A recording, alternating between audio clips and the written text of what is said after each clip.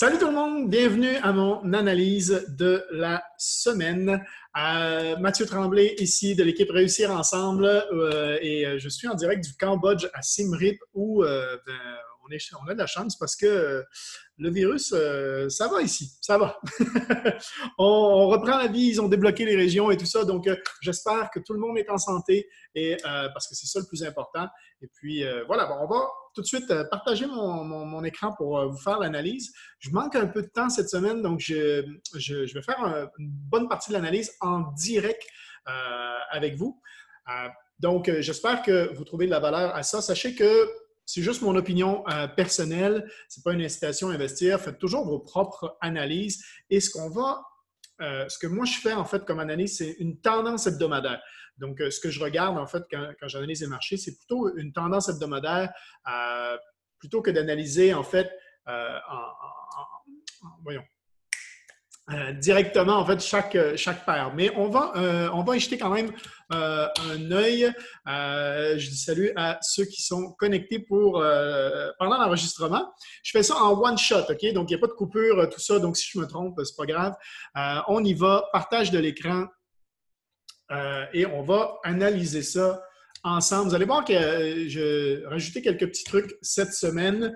On va commencer. Vous savez que je regarde toujours d'abord les index. Hein? Je regarde toujours, pas les index, mais les monnaies. Les monnaies entre elles, personnellement, en fait. Je veux dire, le dollar US, je regarde le dollar US, le dollar canadien, et je regarde la force qu'ils peuvent avoir. Et après ça, je vais essayer d'aller voir si cette force-là peut se répercuter au niveau des paires. Donc, une monnaie qui va être forte, eh bien, je me dis possiblement que je vais la trader en buy contre une monnaie qui va être faible.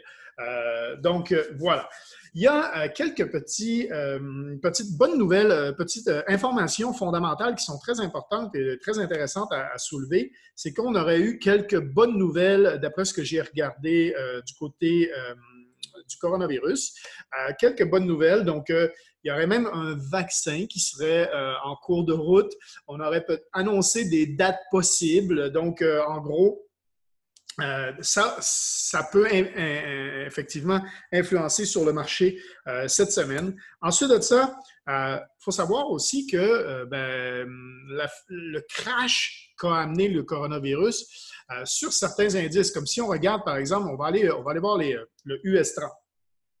US30, on va faire la même chose avec le SP500 et le DE30. On a vu un gros crash ici. Hein? Puis, je veux dire, là, je suis en weekly, je suis en semaine. Si je dézoome, on voit qu'en weekly, ça fait quand même très longtemps qu'on était dans un bull market, qu'on était en buy sur le bull market. Et on sait qu'ici a été le point d'inflexion. Donc, si je me mets une petite ligne, là, je vais aller ici. Voilà. Ici, à peu près, là, c'était un peu le point d'inflexion sur le US30 à l'époque, qui a été cassé ici en 2016 et depuis 2016, on était dans un bull market. Eh bien, qu'est-ce qui s'est passé? Eh bien, boum, vous voyez la chute, on est allé exactement retester ce point-là au niveau du US30. Et donc, depuis, on a vu une reprise. Et là, on peut voir que ce gros marché-là, il y a plein de gens, plein d'investisseurs qui voulaient rentrer sur le marché, mais qui attendaient justement une correction depuis très longtemps. Donc, ils voient l'opportunité aujourd'hui de rentrer en buy, en fait, de grosses opportunités d'achat pour des investisseurs. Donc, c'est pour ça que ça explique ce qui est en train de se passer en ce moment. C'est-à-dire qu'après la grosse chute, boum, pardon, on remonte. On a eu un gap vers le bas ici qui a été comblé. On est revenu ici plutôt donc en petit doji. Et là, encore à nouveau, un petit gap ici. Et puis, on est parti vers le haut. Là, grosse remontée et ça a confirmé la semaine dernière. Donc, on a comblé en fait le gap en début de semaine et boum, on termine la semaine comme ça. Donc, qu'est-ce que ça peut faire? Eh bien, on va voir en fait si effectivement, là, cette semaine, si on continue. Moi, ce que je dis, c'est que normalement, crash ou explosion vers le haut doit être corrigé normalement. Donc, si on va voir, si je me fais un Fibonacci, vous savez que normalement, c'est environ les 61,8 qui est visé lors d'une correction. Donc là, on a eu un gros crash. OK, oups, je ne l'ai pas lâché. Hop, on a eu un gros crash qui s'est passé d'ici en haut en bas. Et là, on est remonté et on approche des 61,8. Donc, est-ce que cette semaine, on va venir retester cette zone-là au niveau des 25 173 à peu près, là, environ. Donc, à voir, 25 199, c'est marqué ici. Donc, à voir si on va s'en venir pour aller tester ça ici au niveau du US30 pour ceux qui trade le US30. On a eu la même chose au niveau du SP500. Ça se ressemble énormément en weekly. Ce qui s'est passé, donc au lieu de prendre juste les 30 plus gros indices, on est rendu sur les 500. Et là, en fait, pareil, si je fais mon Fibonacci, hop, qu'est-ce qui s'est passé? Boum! Et vous voyez que, pareil, il nous reste encore un petit gap pour aller chercher le 61,8. Donc, à voir cette semaine. Donc, probablement, là, les indices ici vont au moins venir tester peut-être avant de pouvoir, je cherche le mot, mais c'est pas grave. OK? Stabiliser, en fait. On va stabiliser, consolider, c'est ça que je cherchais comme mot. Donc, consolider ici, peut-être, là, avant de repartir vers le haut, on va peut-être consolider le 61,8 avant une recassure vers le haut ou vers le bas. Donc, à regarder. Donc là, cette semaine, possible, petite montée, descente. On va voir une consolidation ici sur les index en montée et descente. DE30, on a encore un gros gap ici à remplir sur l'indice allemand pour tout ce qui est au niveau de l'Europe. Si je pars ici avec le Fibonacci, eh bien, on est encore loin du 61,8. Et le 61,8 correspond à peu près au gap qu'on a eu. Donc, est-ce qu'on va aller sur un rallye, en fait, une grosse montée pour aller chercher justement ce gap-là, ce 61,8-là, cette semaine avec l'Europe? On va voir les news au niveau de l'Europe, comment ça donne, mais c'est une possibilité.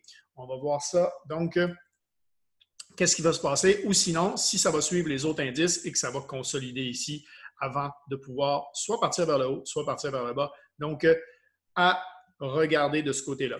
Au niveau de l'or, eh bien, au niveau de l'or, vous savez que je fais toujours mes 10 000 lignes qui datent de je ne sais pas quand. Au niveau de l'or, ben, cette semaine, on avait dit la semaine dernière peut-être monter, redescendre, monter, possible avec, on allait viser en haut ici sur les 1790. Eh bien, on a eu la montée.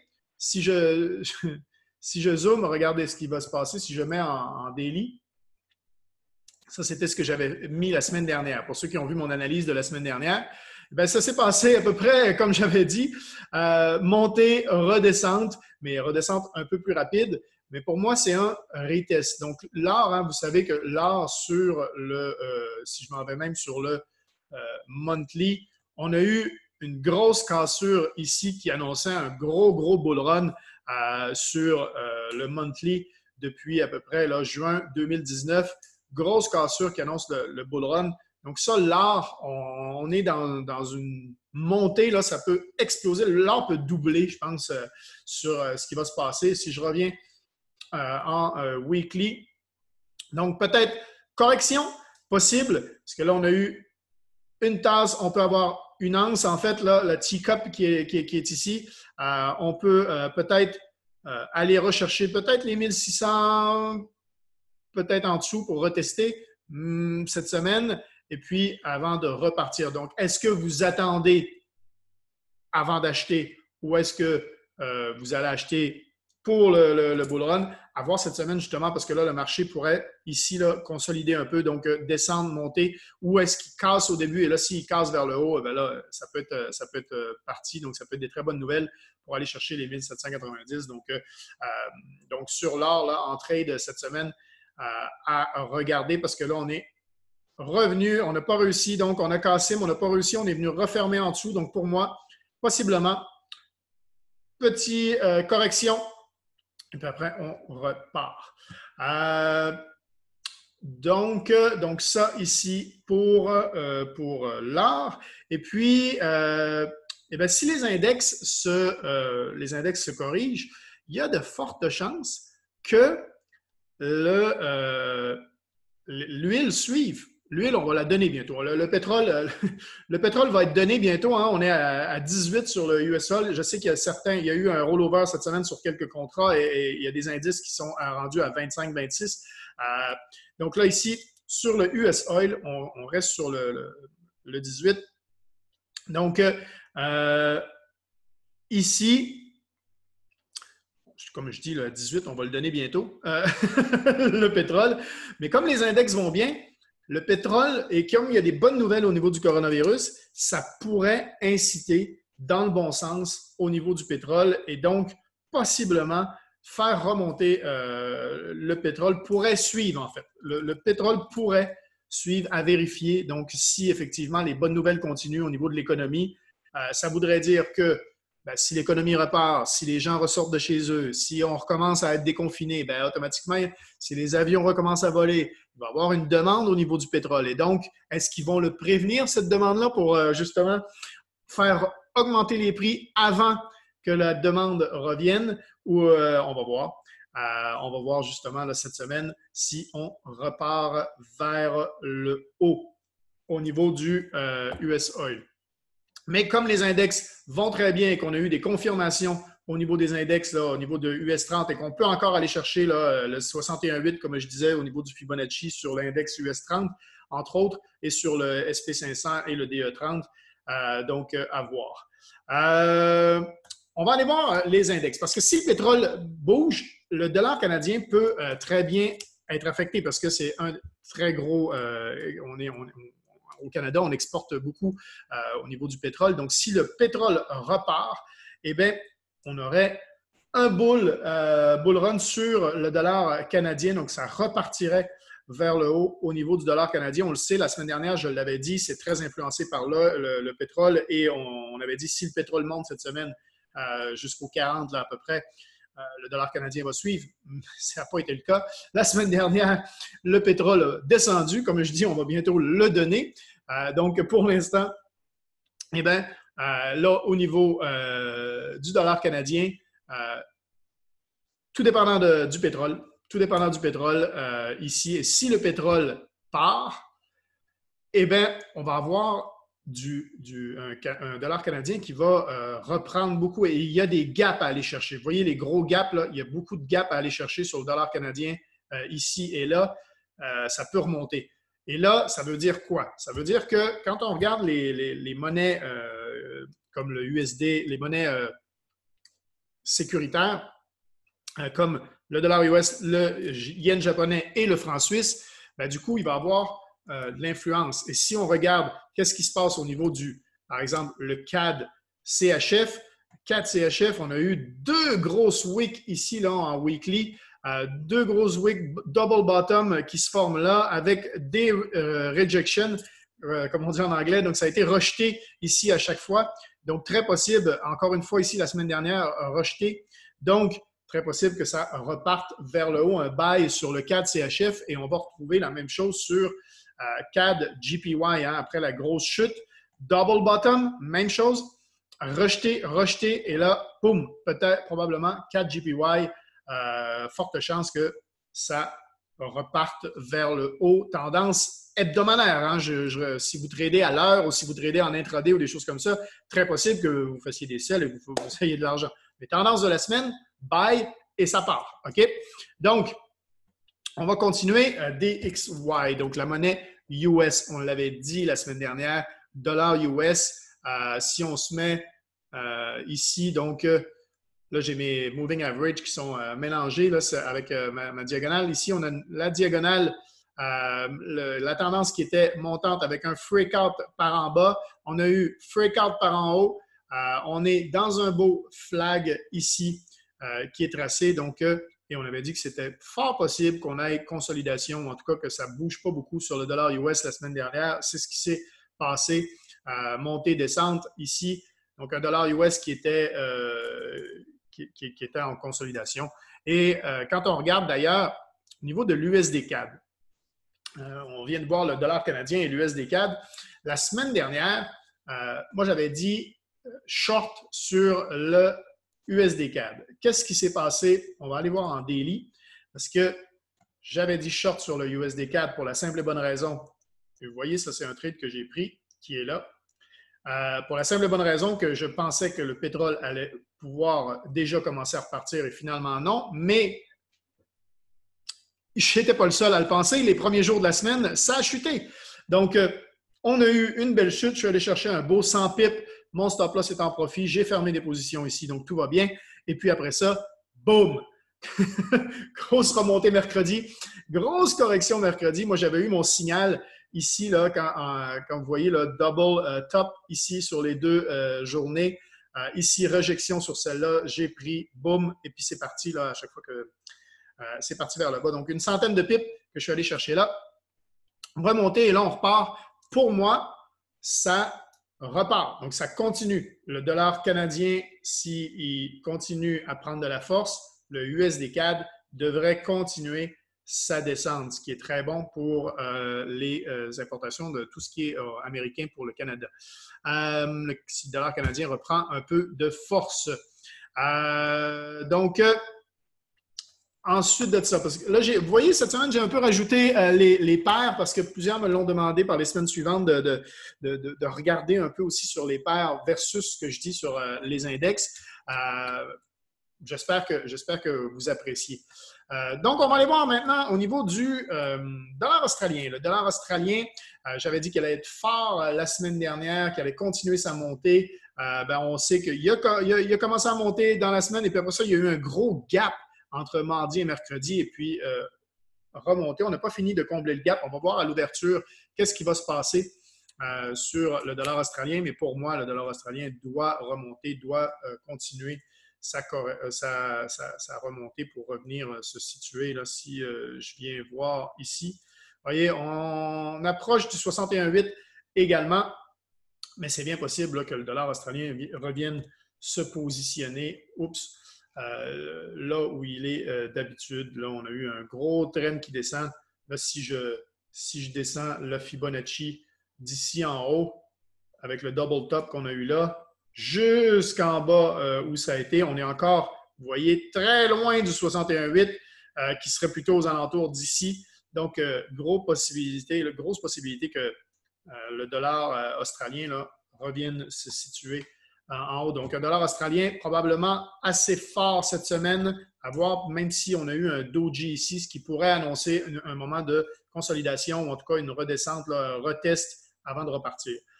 Donc, à vérifier début de semaine et faites attention sur le dollar australien dû à ce doji-là. La semaine dernière, là, un peu indécis, notre dollar australien. Au niveau du Nouvelle-Zélande, on a eu notre correction, on a eu notre retest. Qui est venu. Donc, après une montée, retest, remontée, on a retesté, mais ça a été rejeté. Au niveau du moving average qui est ici, notre moving average a été rejeté. Ça a refermé au-dessus du moving average. Donc, très confiant sur le dollar de Nouvelle-Zélande aussi, qui devrait continuer sa montée. Au niveau du yen japonais, gros gap la semaine dernière à l'ouverture, énorme. Énorme gap sur le dollar australien. Et si je regarde dans mes notes que j'avais ici, je ne les ai pas devant moi. C'est pas grave. C'est pas grave. Je pensais les avoir devant moi, mais non, je ne les ai pas. OK. Donc, je les ai. Je viens de les trouver. Yen japonais, la semaine dernière, j'avais dit buy. Je ne m'étais pas trop trompé sur le yen japonais la semaine dernière. Donc, un beau buy. Et pour moi, donc, comme le dollar US est en consolidation, le yen japonais devrait pouvoir possiblement continuer à reprendre de la force. Et au niveau des news sur l'euro, on a redescendu la semaine dernière l'euro, mais ça a été rejeté. On a une belle week là, ici qui pourrait annoncer un possible retest à un niveau supérieur sur l'euro. On sait que l'Europe a été très touchée par le coronavirus et c'est ce qui a affaibli leur monnaie. Donc, je ne suis pas certain à 100% encore que c'est fini au niveau de l'Europe. Donc, que l'euro soit fort, j'y crois pas beaucoup. Par contre, au niveau de la livre sterling, ça, oui, on le sait, hein, la livre sterling, moi, je vise en haut. Ici, vous voyez, à 158, 160, là, c'est ce que je vise au niveau de la livre sterling, au niveau du pound. Donc, pour moi, ça continue. Ici, pour moi, ça va continuer à aller vers le haut, aller retester plutôt les sphères plus haut là, de notre petit range qu'il y a eu là, pendant plusieurs semaines. Donc, le dollar, pas le dollar, mais le livre sterling devrait continuer à monter. Et donc, pour terminer au niveau du franc suisse, comme toujours, comme le dollar US est en consolidation, j'ai du mot avec ça. Pourquoi je cherche corrélation? En fait, j'ai corrélation qui vient dans ma tête. Donc, on va le voir ici. Quelque chose que je voulais vous montrer également. C'est, je vais vous montrer ça juste après.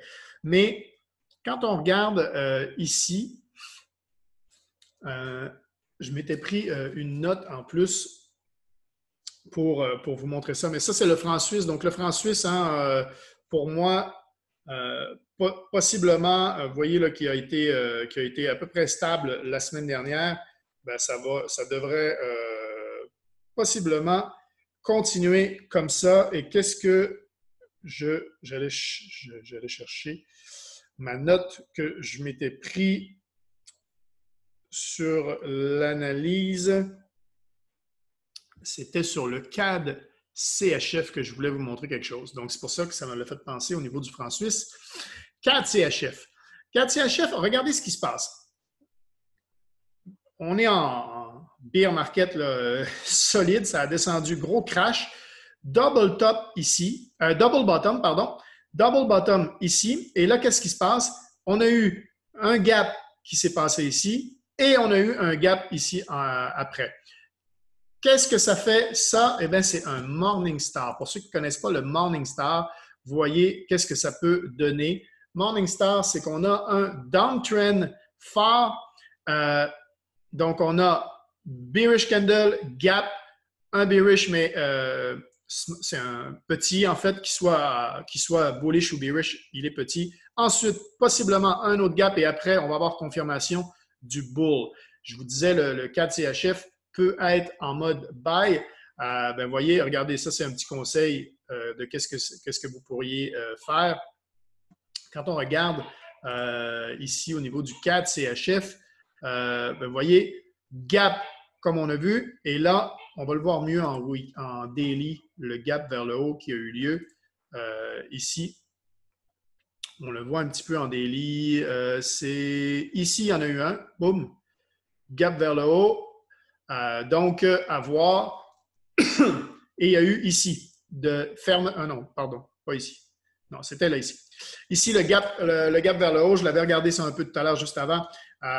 Donc, possiblement, là, ici, qu'on va avoir en weekly, c'est pour ça que je fais mes analyses en weekly, le Morningstar, donc, ça repart vers le haut pour ceux qui veulent faire des buys sur le CAD CHF. Donc, j'espère que vous avez trouvé de la valeur. On va s'arrêter là pour cette semaine. Ah oui, petit tour sur le Bitcoin pour ceux qui tradent la crypto. Hein, le Bitcoin, on sait qu'on est dans un énorme flag sur la crypto. Si je vais chercher mon trend ici, hop, boum, OK. Donc, il y a des chances là, que le bull market qu'on est en train de remonter ici sur le Bitcoin aille frapper les 8-9 000 avant de consolider ou en tout cas d'avoir une correction vers le bas avant de repartir peut-être vers, et on va voir si ça casse bien sûr ce trend-là. Si ça casse ce trend-là, attention parce que là, d'ici la fin de l'année, on s'attend à avoir un bon bull market sur le Bitcoin. Donc, ça repart et qui va être accompagné bien sûr du FOMO, Fear of Missing Out, parce que les gens vont pas vouloir rater cette montée comme la dernière fois en 2017.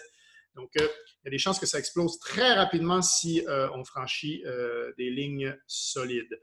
Voilà pour l'analyse de la semaine. J'espère que vous avez apprécié la petite analyse que je fais comme ça chaque semaine. C'est en one shot, pas de montage. Je vais fermer ma vidéo et je vais mettre ça sur ma chaîne YouTube pour ceux qui le regardent sur la chaîne YouTube. N'oubliez pas de vous abonner.